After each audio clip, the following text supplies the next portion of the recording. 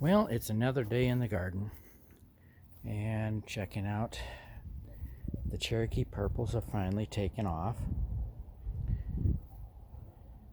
I've picked two tomatoes actually one from this Cherokee purple, and it's got another one on it, and two from this volunteer Cherokee purple.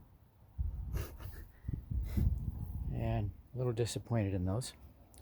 And my beets are coming up.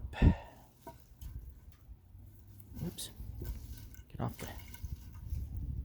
Let's check them out. There's the beets. New beets coming up. And these guys are kind of in the shade, which it's not too good. I'm going to have to tie this guy up. And I managed to bring the cherry tomatoes to life. And boy, did they come to life. They are loaded with them. And these guys have been hit by the heat. We've had a couple of heat waves, and all their leaves are curling up, and they're dropping blossoms now. But I'm still getting big tomatoes from this guy, from the short guy. And the tall guy, I'm getting small tomatoes. They are the same kind of tomato. And it turns out this mystery plant is an acorn squash, but it's not producing, so doesn't matter. And the other beets that I just planted have all come up. And a volunteer, a pretty one. And this squash is starting to take off. It's got blossoms today. It's the first day it's gotten blossoms. It's a little behind those guys. And this guy, I recommend if you see these growing up in your flower bed, your raised beds, leave some. This is it's called Queen Anne's lace, or wild carrot, and the bees come here like crazy because of those. And it looks like these are black beans, and this one is coming to the end. They both started in the same place, and that one's still producing. It's got some beautiful flowers on it right there. See that?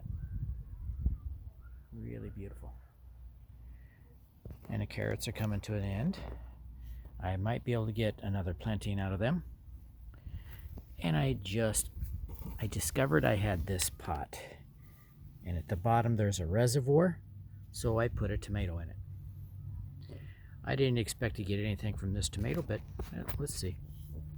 And I just put this Cherokee purple cutting is now in a 12-gallon tote, and it has some beautiful roots.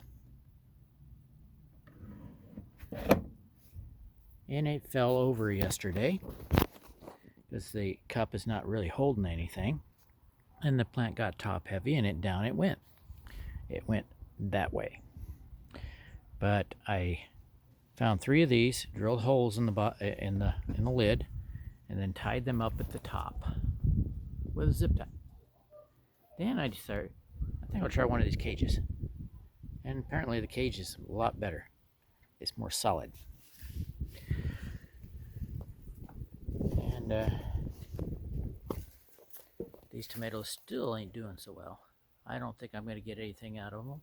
There's some blossoms, but I doubt it. That one, very much doubt it. But we'll see. And see, this guy's still loaded with tomatoes. And very tall. But it doesn't have very big tomatoes. And I started some new broccoli here. I don't know if they'll do anything, but these are going to seed. I am going to collect this seed. I'll do a video on the collection of the seed when that happens. But I have 2 of these going to seed. One of them's been attacked by aphids, severely attacked by aphids. I just sprayed everything with neem oil today. Neem oil seems to work pretty good. I have been spraying with pre-mixed neem oil, and apparently it's not the right kind. And so I mixed up some cold pressed neem oil, which is the right one, and it looks like it seems to be working. This pepper plant is still not doing so well, and looks like it needs water, so I'll give it some water. But this thing is not working as well as I hoped. And here's the other tomato. The big one over there, I broke this one off of it and started it in water, and it is doing really well. Look at those roots. That is one healthy plant. That net cup is going to be going in the garbage when I'm done. It is not going to, I'm not going to be able to recover that one, but it's got a lot of tomatoes on it.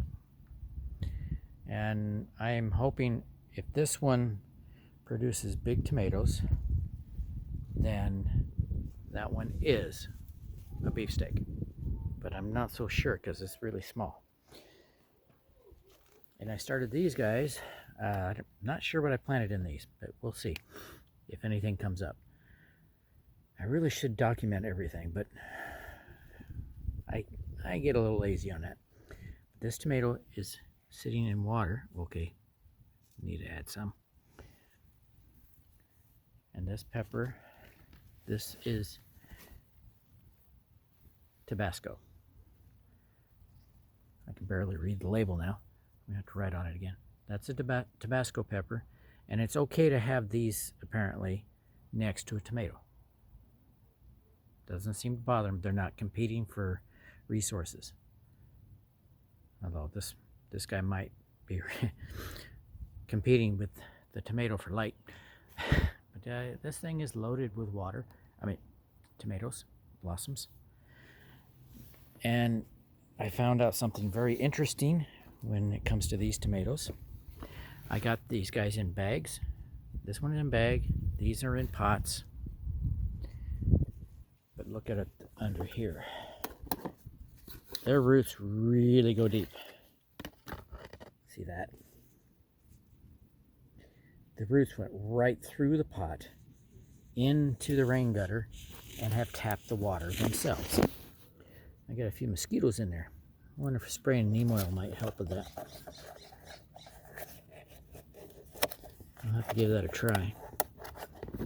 But I put these up there hoping that would take care of the mosquitoes. I need to cover it better, I think. This guy has really got a lot of roots under it too. They're all like that, all the tomatoes. But the peppers, not so much. The zucchini's doing pretty good. That's almost about the right size. I got one over there. But these zucchinis are really got some humongous leaves. See there? Going between the tomatoes.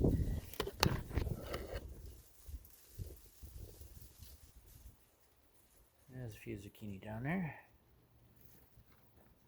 And the corn has got some really big ears. There's my hand.